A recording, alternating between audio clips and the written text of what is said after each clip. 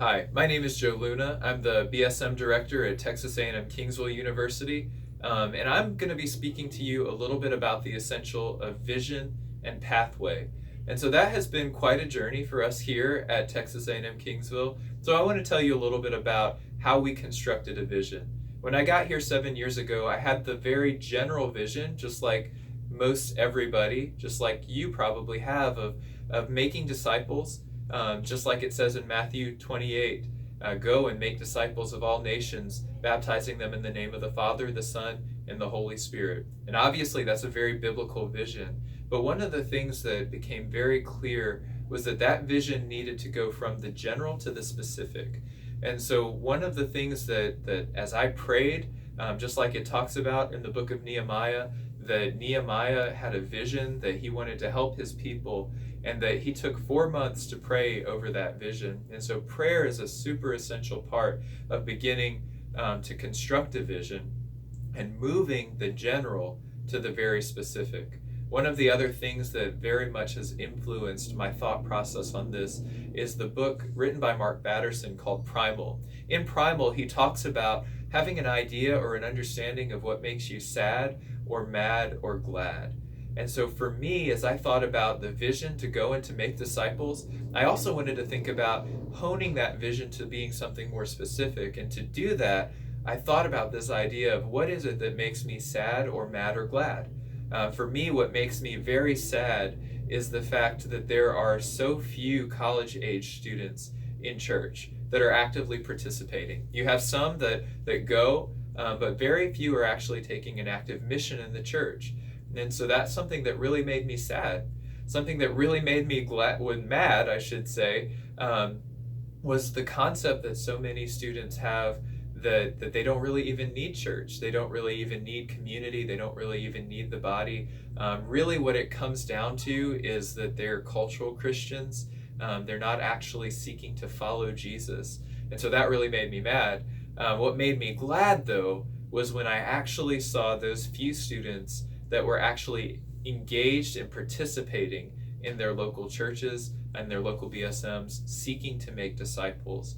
And so how that played out in the vision was that we wanted to make students that were going to be equipped to be mature followers of Jesus that would change their campus and the world.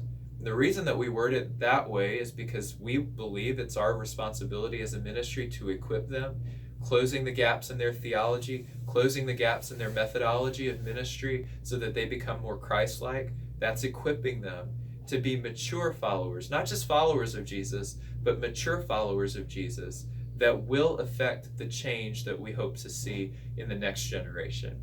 And so that's kind of how we have arrived at the vision. The pathway is something that has developed over the course of many years through trial and error. And so hopefully this might give you a shortcut into thinking through developing pathway for your vision. So first of all, go from the general, go and make disciples of all nations, to the specific, what makes you sad or mad or glad. That will give you a rallying cry and something that you're very passionate about. And if you're passionate about your vision, then you will be able to help influence students to come on board with that vision as well. So vision in place. What about pathway? For us, we wanted to start at the end. What is the end product that we want to have when we send students out of our ministry into the world, into their churches, into the mission field of life? And so we decided that this would ultimately be a 3-step process, the finished product being somebody who is equipped to be a community builder, that is going to go and to change the culture of church, to change the culture of the workplace, all of these different types of things. And so that is the end goal for us as family group leader. And so when we saw that that was a necessity and what a family group leader was, which is basically just doing exactly what Jesus did, taking a small group of disciples and living life with them, teaching them to observe everything that he had commanded through Bible study, through mission, through fellowship, all of these different aspects. The family group leader is really the closest thing that we have in our ministry to living out what Jesus has taught us. And so that is a process of equipping. And so they take these disciples, guys with guys, girls with girls, and they build into them over the course of their time here in college. And so obviously that takes a very special type of person. Family group leaders don't just grow on trees. And so we had to actually build that into them. And so we realized that in order to have a successful family group, that they would need to know some things. And they would need to have some very different attributes that are going to be part of who they are. And so we realized that we needed to put a process or a step below family group leader, and that's outreach team. During their time in outreach team, students will be encouraged to grow in their faith through outreach. We want outreach to be an essential part of their DNA. And this is something that they just do naturally. So by the time they graduate from outreach team into family group leading, outreach is just who they are. They just know, I'm gonna build community, I'm going to do outreach, and I'm going to build my family group that way, by getting to know people, by spending time with people, by developing relationships and sharing the gospel with the people that I have relationships with. And so that is the focal point of outreach. Outreach is the second step in our leadership process, in our leadership pipeline, that is teaching them a lot of essentials that they're going to need as a family group leader. But then we also know and recognize that they need some stuff before they're even on outreach, before they even get to the point where we can start training them and developing them to be family group leaders. They need to know the basics.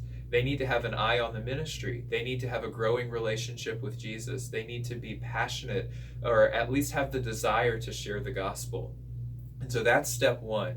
And so how we view that is every student that is new to our ministry, we seek to get them plugged into family groups. We seek to get them plugged into to those places where the family group leaders will begin to help them cultivate a passion for Jesus, a desire to know the gospel and to share the gospel, and some basic equipping in what it means to be a Christian. Because a lot of the time we'll find students who claim the name of Christianity but know nothing about following Jesus, as so many of us see all over our college campuses.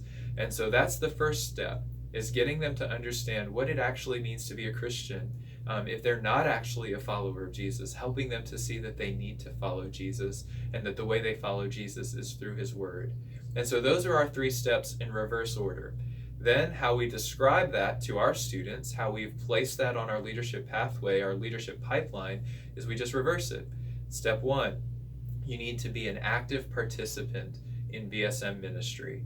You need to be an active participant in what we do to reach the campus. And so that means having a growing relationship with Christ, knowing what that means, knowing what the gospel is, having a desire to be in community and fellowship with others. As they master step 1, then we will approach them and we will suggest that they move on to step 2, which is outreach team. And during their time in outreach team, they will learn spiritual disciplines. They will learn how to share the gospel. They will learn how to view different types of people. They'll learn a little bit about culture. They'll learn a little bit about all of these different types of things. They'll be split into groups so that they can do outreach projects together, build community in mission. And then by the time they've mastered outreach team, that's when we pull them into lead team, pull them into family group leading, and we let them go. We let them run loose. There's still accountability, but we let them go and make disciples without as much of a net. And that really produces a lot of spiritual maturity. And so they, as family group leaders, will have a co-leader that is also part of outreach team.